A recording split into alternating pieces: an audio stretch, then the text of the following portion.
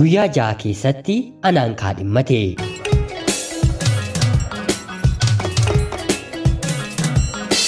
yeroodhaaf maqaa kiyya himachuun barbaadu kanan dhaladhee guddadhe godina Jimmaa keessatti yeroo ta'u barnoota koos hanga muraasaatti achumatti baradhee xumure. Yeroo ammaa kanas kanan jiraachaa jiru biyya hambaa Saawud Arabiyaa keessadha. Anis akkuma nama kamiyyuu of jijjiireen maatii kiyyas jijjiira jedheen hojjechuudhaaf gara biyya hambaatti ni male. Egaan jiruuf jireenyi dhala namaa hojii qofa akkuma hin taane anis toora sooshaal miidiyaa toon fayyadamu guyyaa tokko dargaggeessa naannoo keenyaa tokko waliin waliin bare. Dargaggeessi kunis asuma Saawud Arabiyaa keessa jiraata. Haasoo keenya eegallee innis gaaffii jaalalaanaaf dhiyeessee haalli dubbii isaa fi amalli isaa baay'ee waan natti toleef xiqqootti yaadeen siifan deebisa argan jedheenii booda turtii yeroo muraasaa booddees gaaffii jaalala isaa fudhadheen anaa fi dargaggeessi kun jaalallee waliif taane.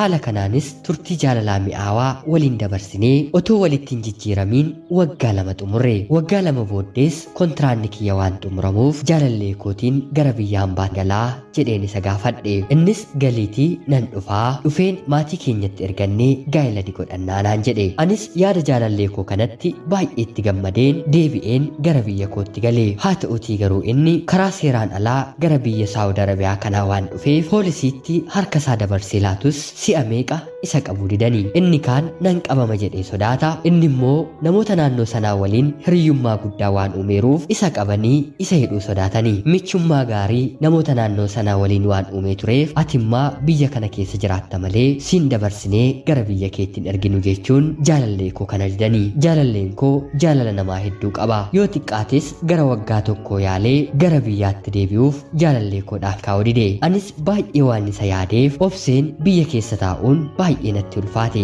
Maatiin kiyyas jaalallee akka hin qabu biyya ormaatii waan narratti beekaniif calluma jedhanii haala kiyya ilaalu. Anis turtii kana booddee biyya keessa taa'uu waan natti ulfaateef maatii kiyyaatiin deebi'een imalaa jedheen isaan gaafadhe. Haatii fi abbaan koos rakkoon qabu deeminaan jedhanii anis gara biyya hambaatti deebi'een imale. Guyyaa kana jaalalleen koo baay'ee natti gammade. Akka carraa ta'ee manni yeroo lammaffaaf naga'e kuni mana baay'ee gaarii waan ta'eef maatiin sun anaan akka ijoollee isaaniitti na ilaalu. Jaalalleen koos waggaa tokko hojjedhu maatii kee gargaariitii sanaan booddee immoo maatii kee yamsiisnee niikaa hidhannee asuma waliin jiraanna naan jedhe. Anis gammachuu gaariidhaan guutameen mana kana keessa toon hojjechaa jiru. Haa ta'uutii garuu mana ani hojjedhu natti dhiyoo kan jiraatu dargaggeessi tokko lakkoofsa bilbilaa kiyyaa eessaa akka inni argate beekuu baadhus yeroo hedduu bilbilee sin jaalladha jedhee na rakkisuu jalqabe. Anis lakki abbaa manaa qaba jedheen suuraa isaallee yeroo erguu fi ani siin biyya kana keessatoo jirtu sin dhiisu naan jedhee maatii ani waliin jiraadhu waliin kanaan durallee waan wal beekuuf mana sana dhufee anaan dubbisuu jalqabe.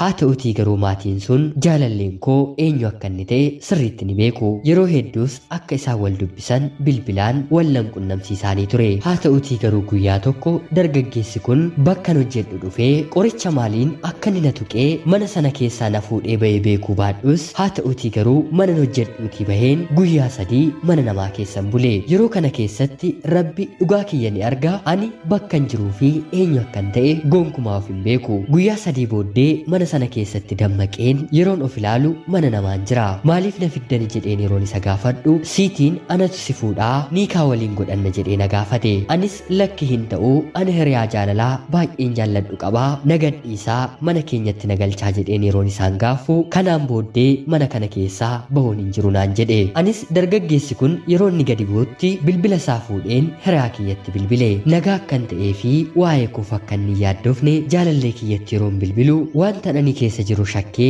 bilbilli kun kan eenyudha jedhee na gaafate. Anis kan maadaamii kooti jedheen yeroon isatti himu battaluma cufee maadaamii koo irratti bilbile. Maadaamiin kiyyas mana kana keessa argadhamnee guyyaa 3ffaa guutteetti jettee yeroo jaalallee kiyyatti himtu battaluma dargaggeessi mana sanatti na galche sun bakkeedha yeroo galu jaalalleen koo yeroo bilbilu sagalee bilbilaa dhaga'ee kaase. Yeroo kanatti jaalallee kiyya akka bilbile baree anaan maaliif bilbilte jedheellee tonan gaafatiin kanaan booddee garaa kee kutadhu sodaadhu jaalallee kee ani haadha manaa godheen niikaa hidheefiin fuudheera jedhee isa itti hime. Jaalalleen kiyyas naasuudhaan wareeree bilbilli isaa battalumatti cufamte. Dargaggeessi anaan mana isaatti nagalchee jiru kun immoo gara maadaamii kiyyatti bilbilee niikaa akkanaaf godhu isaanitti hime. Haa ta'utii garuu maadaamiin kiyya lakki hin ta'u isheen jaalallee waan qabduuf kan isheen itti heerumtu jaalallee isheettidha jechuun maadaamiin kiyya sadidde. Akkanuma maatii kiyyatti bilbilee abbaa kiyya yeroo gaafatu abbaan kiyyaa jaalallee isheetti malee sitti akka heerumtuuf ani hin eeyyamu jedhee dargaggeessa kanatti hime. Dargaggeessi kun bilbila isaa abbaa kiyya irratti cufee torbee tokkodhaaf jaarsolii naannoo anatti guuree anaan na kadhachiisu jalqabe. Haa ta'utii garuu guyyaa tokkollee ani goyyomeen tole isaaniif hin jenne. Jaarsoliin naannoo sanaas na dirqisiisanii dhufeen mana isaa galeen guyyaa 6 booddee niikaa naaf hidhanii. Anis baay'ee aareen otoon ofitti boo'uu akkattan mana sana keessaa badu ilaallachuun jalqabe. Jaalalleen koo duraa dhukkubsatee mana yaalaa gale. Guyyaa 15fis sababa kootti waa'ee koo kubsate. Bilbilli isaallee anaaf hojjechuu dide. Sagalee isaa otoon dhagahin baatii 3 guute.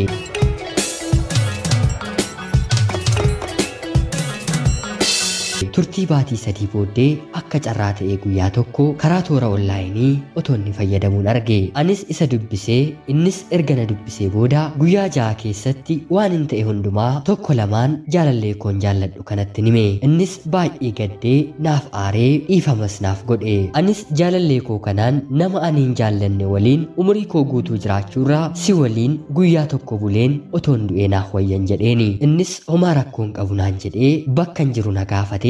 Anis bakka hin jiru ergan itti himee booda utuu nam tokkoyyuu nun argiin abbaa manaa koo isa niikaa naaf godhe jalaa badeen jaalallee koo biran dhaqe. Abbaan manaan koos mana galee erga na dhabee booda maatii kiyyatti bilbilee mucaan keessan ana jalaa baddee jirti jechuun yeroo isaan gaafatu abbaan kiyya natti bilbilee amma dafiitii abbaa manaa keetti deebi'ii galinaan jedhe. Haa ta'utii garuu ani abbaa kootti lakki gonkumaa kanaan booddee nama ani hin jaallanne waliin hin jiraadhu jedheen deebiseef. Abbaan manaan koos ta'e maatiin koo mana sana keessaa baduu koo malee eessatti akkan bade gonkumaan beekanii. Abbaan manaan koo haadha manaa koo naaf deebistanii malee jechuun maatii kiyya rakkisaa jira. Jaalallee koo kana yoo isa dheen irraatii adda bahe baay'ee na jalaa miidhama. Anis isaatiin baay'iseen jaalladha. Maatiin kiyyaa abbaa manaa koo kan isaan jaallatan waan ta'inni ni kanaaf godhe qofa malee eenyummaa isaallee sirriitti hin beekanii. Haa ta'utii garuu maatii kiyyas waan baay'een sodaadhuuf maal akkan godhu gaaffii natti ta'ee jira. Qobaa kiyyaa dhiphadheen yaada kanaan miidhamurra jedheen rakkoo koo gara keessanitti hin fidadhe. Isin hiriyoonni koo yaada keessan akkanaaf qooddan kabajaan isiniin gaafadha. Ana obboleettii keessan Saawud Arabiyaarraa faadhaa nagaatti galatoomaa.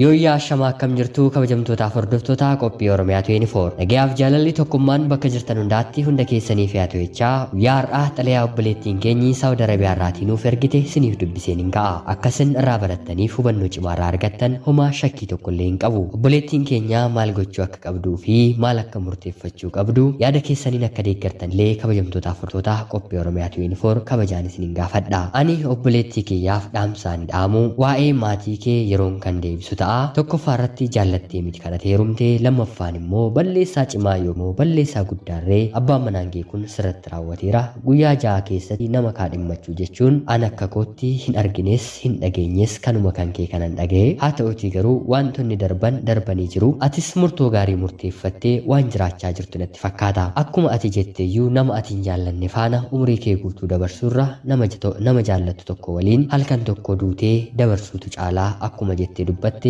yaada kee kana nan deeggara. Kabajamtootaaf hordoftoonni qophii Oromiyaa 24 illee yaada keessan qoodaa fi jecha qophiin guyyaa har'aaf isiniif qabadheen dhiyaadhe kana fakkaatti. Laayikii fi sheer gochuun deeggarsa keessaniin illee na waliin turaa jecha namoonni chaanalii keenyaaf haaraa taatan illee anaa dhufuu kun Oromiyaa 24 guyyaa guyyaatiin xalayaa jaalalaa fi seenaa jireenyaa nama barsiisuu bashannansiisuu danda'u isiniif qabattee waan dhiyaattuuf sabskiraayib gootanii maatii keenya erga taatanii booddee xalayaa jaalalaa yookiin seenaa jireenyaa nama barsiisuu bashannansiisuu danda'u yoo qabaattan karaa teelegiraamii karaa lakkoofsa bilbilaa kiyyaa 937 naaf erguun irratti hirmaachuu ni dandeessu. Hanga yoonaatti waan na dhaggeeffachaa turtaniif illee guddaa galatoomaa isiniin jecha qopheessuuf qindeessuun isin waliin kanan ture ani Gammachiis Tashoomeetii. Qophii gara biraatiin hanga walitti deebinutti turtii gaarii.